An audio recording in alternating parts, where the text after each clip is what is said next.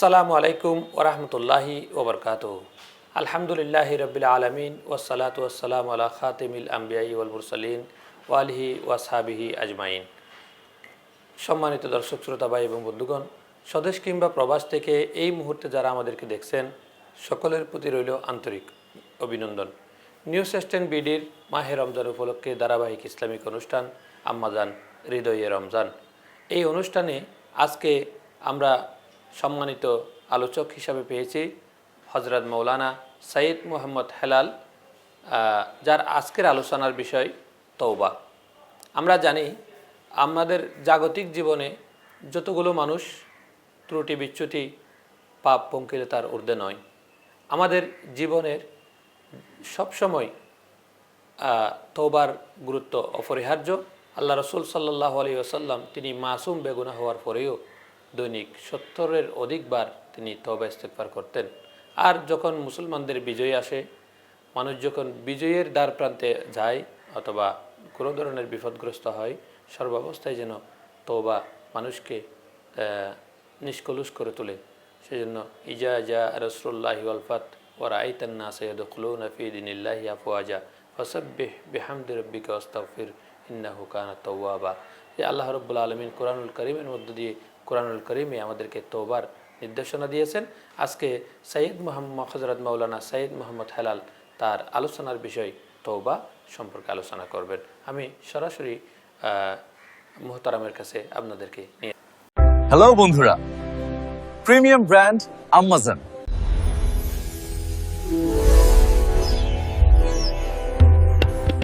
আলাইকুম ওরহমতুল্লাহি ওবরকাতুহু। ইন্নাল হামদুলিল্লাহ ওয়াসসালাতু ওয়াসসালামু আলা মান লা নাবিয়্যা বা'দা, আম্মা বা'দ, ফাআউযু বিল্লাহি মিনাশ শাইতানির রাজীম। বিসমিল্লাহির রহমানির রহিম। ইয়া আইয়ুহাল্লাযীনা আমানু তুবু ইলাল্লাহি তাওবাতান নাসুহা আসা রাব্বুকুম আন ইউকাফিরা আনকুম সাইয়্যাতিকুম ওয়া ইউদখিলাকুম জান্নাতিন তাজরি মিন তাহতিহাল আনহার। সাদাকাল্লাহুল আযীম। নিউজ স্টেন বিডি কর্তৃক আয়োজিত আম্মাজান নিবেদিত পবিত্র মাহে রমাদানুল মুবারক উপলক্ষে আজকের হৃদয়ে রমাদান অনুষ্ঠানে উপস্থিত এবং দূরে কিংবা প্রবাসে, কাছে এবং দূরে যারা আজকের অনুষ্ঠানটি দেখছেন শুনছেন, প্রত্যেককে আন্তরিক মুবারকবাদ জানাচ্ছি এবং সালাম জানাচ্ছি। আসসালামু আলাইকুম ওয়া রাহমাতুল্লাহ।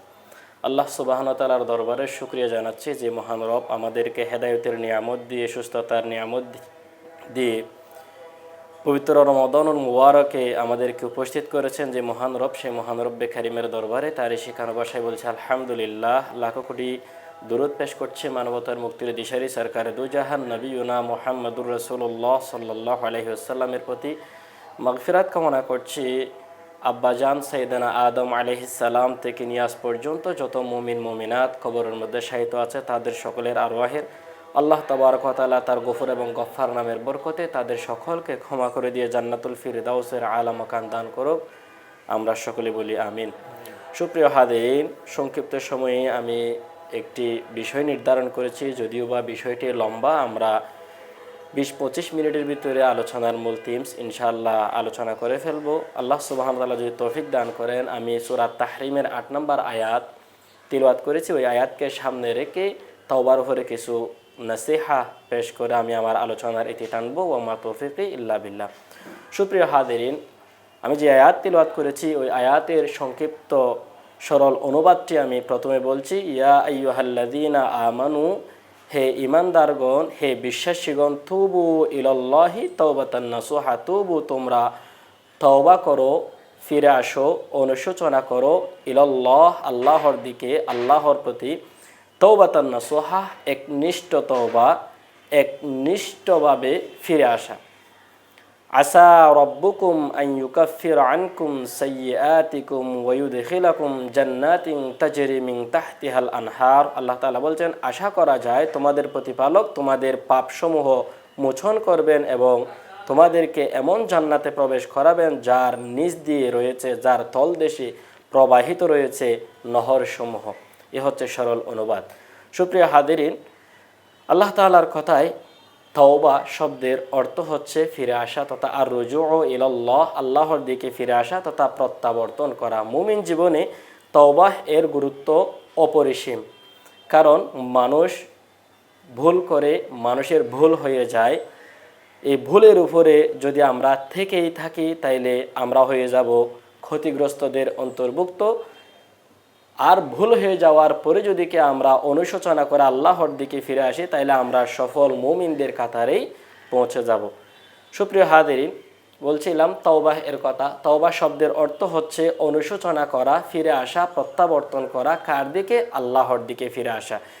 আল্লাহ রসুল সাল্লাল্লাহু আলাইহি ওয়াসাল্লামের একটি হাদিস, আন আবি আইয়ুব আল আনসারী রাদিয়াল্লাহু তাআলা আনহু قال قال رسول الله صلى الله عليه وسلم لولا أنكم تذنبون لخلق الله خلقا يذنبون فيستغفرون فيغفر لهم। হযরত আবু আইয়ুব আনসারী রাদিয়াল্লাহু তাআলা আনহু থেকে বর্ণিত, তিনি বলছেন রাসূলুল্লাহ সাল্লাল্লাহু আলাইহি ওয়াসাল্লাম ইরশাদ করেন, যদি তোমরা গুনাহ না করতে তবে আল্লাহ এমন এক জাতি সৃষ্টি করতেন যারা গুনাহ করত, অতঃপর তারা আল্লাহর কাছে ক্ষমা চাইতো এবং আল্লাহ তাদেরকে ক্ষমা করে দিতেন। এই হাদিস থেকে আমরা জানতে পারি মানুষের ভুল হয়, ভুল হবে, তবে ফিরে আসতে হবে। রাসূলুল্লাহ সাল্লাল্লাহু আলাইহি ওয়াসাল্লাম যেটা বুঝাইতে চাইলেন যে মানুষের ভুল হবে, তবে ভুলের উপরে থেকে যাওয়াটাই হচ্ছে শয়তানের কাজ। ভুল থেকে প্রত্যাবর্তন করে আল্লাহর দিকে ফিরে আসাটাই হচ্ছে মুমিনের কাজ। সেজন্য আমরা যদি কি ভুল হয়ে যায় আমরা সঙ্গে সঙ্গে আল্লাহ তাআলার দিকে ফিরে আসব। যেহেতু রাসূলুল্লাহ বললেন মানুষ ভুল না হয়ে যদি কি ভুল না হয়ে শুধু সত্যের উপরেই থাকতো, ভালোর উপরে থাকতো, আল্লাহ তাআলা আমাদেরকে রাখতেন না, আমাদেরকে পৃথিবী থেকে হালাক করে ফেলতেন, ধ্বংস করে ফেলতেন। আর এমন একটা জাতি আল্লাহ তাআলা তাদের জায়গায় আমাদের জায়গায় স্থান দিতেন যাদের ভুল হতো এবং তারা প্রত্যাবর্তন করত, ক্ষমা চাইতো, যেভাবে আমরা মানুষেরা চাই। যাদের একেবারে ভুল হয় না তারা হচ্ছে ফেরেশতা, যাদের ভুল হয়, ভুলের উপরে থাকে, এরা হচ্ছে শয়তান। আর যাদের ভুল হয় এবং ভুল থেকে পুনরায় ফিরে আসে তারা হচ্ছে মানুষ। ভুল শুধু আমাদের নয়, আমাদের বাবা সাইয়েদনা আদম আলাইহিস সালামকে যখন আল্লাহ তাআলা জান্নাতের মধ্যে সৃষ্টি করে রাখলেন, তাকে একটা নির্দেশ দিলেন, ওয়া ইয কুলনা লিল মালাইকাতি ইসজুদু লি আদম ফাসাজাদু ইল্লা ইবলিস, না এটা না, আল্লাহ তাআলা বলছেন, হে আদম, তুমি আর তোমার স্ত্রী হাওয়া আলাইহিস সালাম, তুমি আর তোমার স্ত্রী জান্নাতের মধ্যে বসবাস করো, যেখানে মন চায় সেখানে যাও। ওয়ালা তাকরাবা হাদিহিশ শাজারা, তবে ওই গাছের নিকটে যাইও না। আদম আলাইহিস সালাম শয়তানের ওয়াসওয়াসায় হাওয়া আলাইহিস সালাম সহ যে গাছের নিকটে না যাওয়ার জন্য আল্লাহ তাআলা নির্দেশ দিলেন, সে গাছের ফলই ভক্ষণ করে ফেললেন। আল্লাহ তাআলা রাগ করলেন, শয়তানকে অভিশপ্ত করে দিলেন আর আদম আলাইহিস সালামকে জান্নাত থেকে বের করে দিলেন। তখন থেকে তিনি আবার অনুশোচনা করতে লাগলেন। আল্লাহ তাআলা বলছেন যে ফাতালাক্কা আদামু মির রাব্বিহি কালিমাতিন ফাতাবা আলাইহি ইন্নাহু হুয়াত তাওয়াবুর রহিম। হে আদম, তুমি যাও, যেখানে গিয়েছো সেখানে ভয় করো না, হতাশ হইও না, আমার নির্দেশিত আয়াত যাবে, এটার অনুশোচনা যদি, ওইটার অনুসরণ যদি তুমি করো, তোমার কোনো ভয় নাই, তোমার কোনো চিন্তা নাই। আদম আলাইহিস সালাম আল্লাহর আয়াত পেলেন, নিদর্শন পেলেন। আদম আলাইহিস সালাম আল্লাহ তাআলার দিকে ফিরে আসলেন, আল্লাহ তাআলার দরবারে দোয়া করলেন, রব্বানা যালামনা আনফুসানা ওয়া ইল্লাম তাগফির লানা ওয়া তারহামনা লানাকুনান্না মিনাল খাসিরিন। আল্লাহ তাআলাকে বললেন যে হে আল্লাহ, হে আমাদের পরওয়ারদিগার রব্বে কারীম, আমরা জুলুম করে ফেলেছি, নিজের নফসের প্রতি অপরাধ করে ফেলেছি, আপনি যদি কি আমাদেরকে ক্ষমা না করেন, মাফ না করেন, আমরা ক্ষতিগ্রস্তদের অন্তর্ভুক্ত হয়ে যাব। এই বলে তিনি আল্লাহ তাআলার দরবারে দোয়া করলেন। আল্লাহ তাআলা দোয়া কবুল করে নিলেন। বলতে চাচ্ছিলাম আদম আলাইহিস সালাম আমাদের আদি পিতা, তিনি ভুল হয়ে যাওয়ার পরে সঙ্গে সঙ্গে ভুলের উপরে অটল থাকেন নাই, তিনি আল্লাহ তাআলার দিকে ফিরে আসলেন। আল্লাহ তাআলা ভুলটা ক্ষমা করে দিলেন। তার পুরো পূর্বের ঠিকানা সেই জান্নাতেই তাকে ফিরিয়ে নিলেন। সে আমাদের পিতৃনিবাস, আদি পিতৃনিবাস, সেই জান্নাতের মধ্যে যদি কি আমাদেরকে চলে যেতে হয়, আমাদেরকে ভুলের উপরে থাকলে চলবে না, ভুল থেকে আমাদেরকে পুনরায় ফিরে আসতে হবে। যেহেতু আমরা মানুষ, আমাদের ভুল হয়ে যায়, আমরা ভুলের উপরে থাকবো না। ভুল যদি হয়ে যায় আমরা সঙ্গে সঙ্গে ফিরে আসব আল্লাহ তাআলার দিকে। আল্লাহ তাআলা এ ব্যাপারে বলছেন, ইন্নাল্লাহা ইউহিব্বুত তাওয়াবিন ওয়া ইউহিব্বুল মুতাতাহহিরিন, নিশ্চয় আল্লাহ তাআলা তওবাকারীদেরকে অত্যন্ত ভালোবাসেন এবং পবিত্র অর্জনকারীদেরকেও ভালোবাসেন। আল্লাহ তাআলার প্রিয় পাত্র যদি হতে চাই, ভালোবাসার পাত্র যদি আমরা হতে চাই, আমরা তওবা করব, ভুলের উপরে থাকবো না ইনশাআল্লাহ। আল্লাহ তাআলা বললেন, যদি কেউ বান্দা তওবা করে আল্লাহ তাআলার দিকে ফিরে আসে, তার সব গুনাহ খাতা আল্লাহ মাফ করে দিবেন। আল্লাহ তাআলা বললেন সূরা জুমারের 53 নম্বর আয়াতে, কুল ইয়া ইবাদিয়াল্লাযীনা আসরাফু আলা আনফুসিহিম লা তাকনাতু মির রাহমাতিল্লাহ ইন্নাল্লাহা ইয়াগফিরুয যুনুবা জামিআ ইন্নাহু হুয়াল গফুরুর রহিম। আল্লাহ তাআলা বললেন, বলুন, হে আমার বান্দাগণ, যারা নিজেদের উপরে জুলুম করেছো, তোমরা আল্লাহর রহমত থেকে নিরাশ হইও না, নিশ্চয় আল্লাহ সব গুনাহ ক্ষমা করে দেন, তিনি পরম ক্ষমাশীল, অতি দয়ালু। সুতরাং আমাদেরকে আল্লাহ তাআলার দিকে ফিরে আসতে হবে, নিজেদের জুলুমের জন্য, গুনাহের জন্য অনুতপ্ত হতে হবে, মাপ চাইতে হবে রবের কাছে, রব আমাদেরকে মাফ করে দিবেন। আল্লাহ তাআলা আরেক জায়গায় বললেন, তওবা আমরা যদি করি, আমাদের আগের যত গুনাহ আছে সব গুনাহ আল্লাহ মাফ করে দিয়ে সব গুনাহকে আল্লাহ সওয়াব দিয়ে পরিবর্তন করে দিবেন। সুবহানাল্লাহি ওয়া বিহামদিহি। আল্লাহ তাআলা বললেন, ইল্লা মান তাবা ওয়া আমানা ওয়া আমিলা আমালান সালিহা ফাউলাইকা ইউবাদদিলুল্লাহু সাইয়্যাতিহিম হাসানাত ওয়া কানাল্লাহু গফুরুর রহিমা। আল্লাহ বললেন, যে ব্যক্তি তওবা করবে, একনিষ্ঠভাবে রবের দিকে ফিরে আসবে, এরপর আমলে সালেহ করবে, আল্লাহ তাআলা তার আগের সমস্ত গুনাহকে ক্ষমা করে দিয়ে ফাউলাইকা ইউবাদদিলুল্লাহু সাইয়্যাতিহিম হাসানাত, সব গুনাহকে আল্লাহ তাআলা সওয়াব দিয়ে পরিবর্তন করে দিবেন। এই জন্য আমরা ভুলের উপরে অটল থাকবো না। ভুল হয়ে যাবে মানুষ হিসেবে আমাদের, যেহেতু আমাদের বাবার ভুল হয়েছিল, মানুষ মাত্রই ভুলশীল। যে ভুলের উপরে থাকবে সেই হচ্ছে সবচেয়ে ক্ষতিগ্রস্ত, যে ভুল থেকে ফিরে আসবে সেই ব্যক্তি হচ্ছে উত্তম বান্দা। রাসূলুল্লাহ সাল্লাল্লাহু আলাইহি ওয়াসাল্লাম এক জায়গায় বললেন, কুল্লু বনি আদম হাত্তাউন ওয়া খায়রুল হাত্তাইন আত-তাওয়াবিন। আল্লাহ রাসূল সাল্লাল্লাহু আলাইহি ওয়াসাল্লাম বললেন, প্রত্যেক বনি আদম ভুলশীল, তাদের মধ্যে তারাই উত্তম যারা তওবা করবে, আল্লাহ তাআলার দিকে ফিরে আসবে। সেজন্য আমরা ভুলের উপরে অটল থাকবো না। আল্লাহ তাআলার অনুগ্রহ প্রাপ্তির জন্য, আল্লাহর নাজাত প্রাপ্তির জন্য, আল্লাহর রহমত পাওয়ার জন্য আমরা রমজান মাসকে সুযোগ হিসেবে নিয়ে আমরা আল্লাহ তাআলার দরবারে ফিরে আসব, আল্লাহ তাআলার কাছে আমরা মাপ চাইব। কতক্ষণ পর্যন্ত আপনার জন্য তওবার দরজা খোলা, আল্লাহ তাআলা সেটা বললেন সূরা নিসাহের 17 নম্বর আয়াতে। আল্লাহ তাআলা বললেন, ইন্নামাত তাওবাতু আলাল্লাহি লিল্লাযীনা ইয়া'মালুনা সুআ বিজাহালাতিন সুম্মা ইয়াতুবুনা মিন করিব। আল্লাহ সুবহানাহু ওয়া তাআলা বললেন, আল্লাহর নিকট তওবা কেবল তাদের জন্য যারা অজ্ঞতাবশত মন্দ কাজ করে, অতঃপর অচিরেই তওবা করে। আসুন আমরা ভুল হওয়ার সাথে সাথেই তওবা করি, আল্লাহ তাআলা আমাদেরকে মাফ করবেন। আমাদের জন্য তওবার দরজা আল্লাহ সুবহানাহু ওয়া তাআলা খোলা রেখেছেন পশ্চিম আকাশে সূর্য উদিত হওয়ার আগ পর্যন্ত, অথবা ব্যক্তির মৃত্যুর গড়গড়ার শব্দ আসার আগ পর্যন্তই আমাদের জন্য তওবাহের দরজা খুলে রাখা হয়েছে। আমরা মৃত্যুর পূর্বেই সুযোগ থাকতে, সময় থাকতে যদি তওবা করে ফেলি, আল্লাহ তাআলা আমাদেরকে মাফ করবেন, আল্লাহ তাআলা আমাদেরকে ক্ষমা করবেন, আমাদের সমস্ত গুনাহ খাতা মাফ করে সওয়াব দ্বারা পরিবর্তন করে দিবেন। আল্লাহ সুবহানাহু ওয়া তাআলা আরেক জায়গায় বললেন, শুধুমাত্র মৃত্যুর পূর্ব মুহূর্তে যদি কেউ তওবা করে, এই তওবা কবুল করেন না। ফেরাউনও কিন্তু মৃত্যুর পূর্বেই তওবা করেছিলেন। যখন তিনি নীল বাহারে আলওয়ান তথা লোহিত সাগরের মধ্যে হাবুডুবু কাটছিলেন, তখনই তিনি আল্লাহর কাছে মাপ চাইছিলেন, তিনি তখনই তওবা করলেন।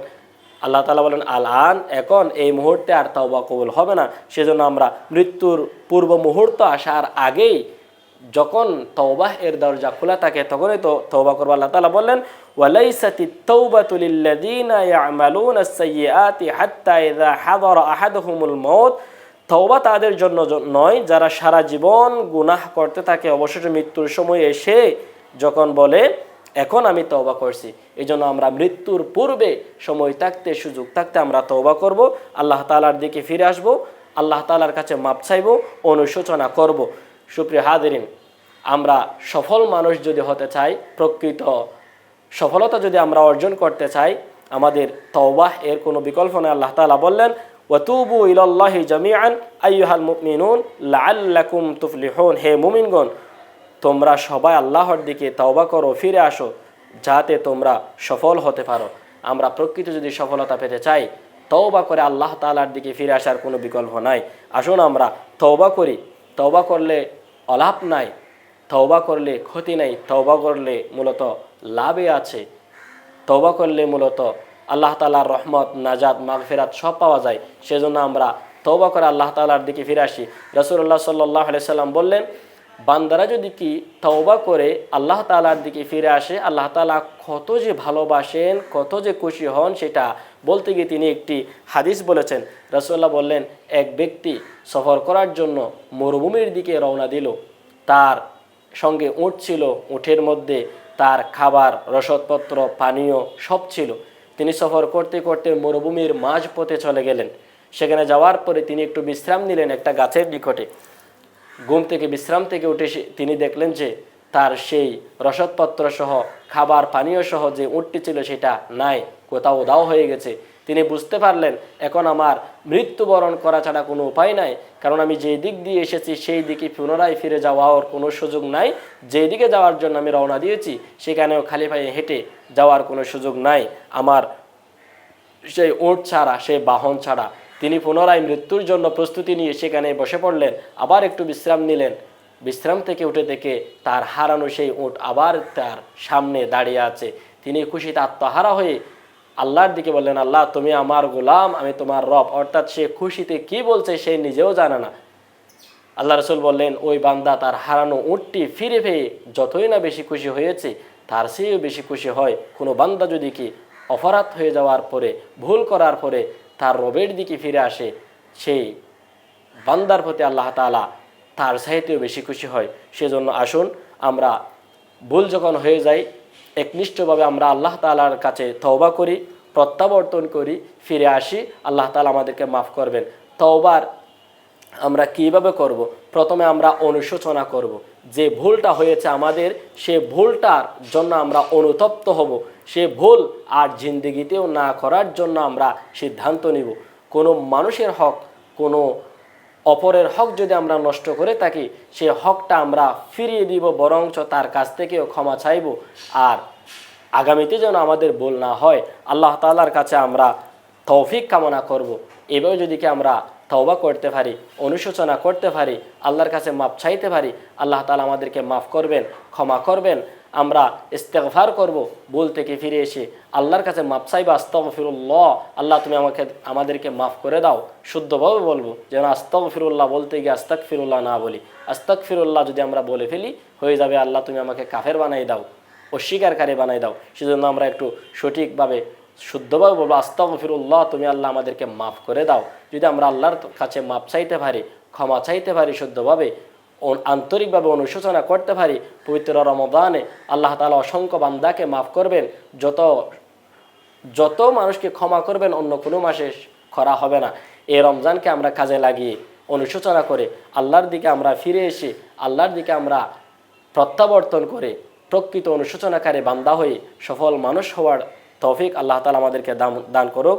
আমিন। হাযা মা ইনদি ওয়াল ইলমু ইনদাল্লাহ, আলাইহি তাওয়াক্কালতু ওয়া ইলাইহি উনীব, ওয়া মা তৌফিক ইল্লা বিল্লাহ। আসসালামু আলাইকুম ওয়া রাহমাতুল্লাহ। সম্মানিত দর্শক শ্রোতা, এতক্ষণ ধরে নিউজ স্ট্যান্ড বিডির ধারাবাহিক ইসলামিক অনুষ্ঠান আম্মাজান হৃদয়ে রমজান অনুষ্ঠানে এতক্ষণ ধরে শুনলেন তওবায়ের গুরুত্বের উপর, তওবার কীভাবে করতে হয় অথবা তওবা কেন করতে হয়, এসব বিষয়ের উপর আমরা সবিশদ আলোচনা শুনলাম।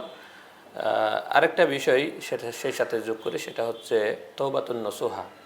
এটার ব্যাখ্যায় আশরাফ আলী থানভী রহমাতুল্লাহ তাআলা অনেকগুলো ব্যাখ্যা লিখেছেন। সেখানে একটা ব্যাখ্যা আমার কাছে খুব বেশি মনোভূত হয়েছে, সেটা হচ্ছে আমরা গাভীর উলান থেকে যে দুধ দহন করে নিয়ে আসি, পৃথিবীতে এখনও কোনো মেশিন আবিষ্কার হয় নাই কিংবা কোনো মাধ্যম আবিষ্কার হয় নাই সেই দহনকৃত দুধ আবার উলানের মধ্যে ফেরত দেয়ার।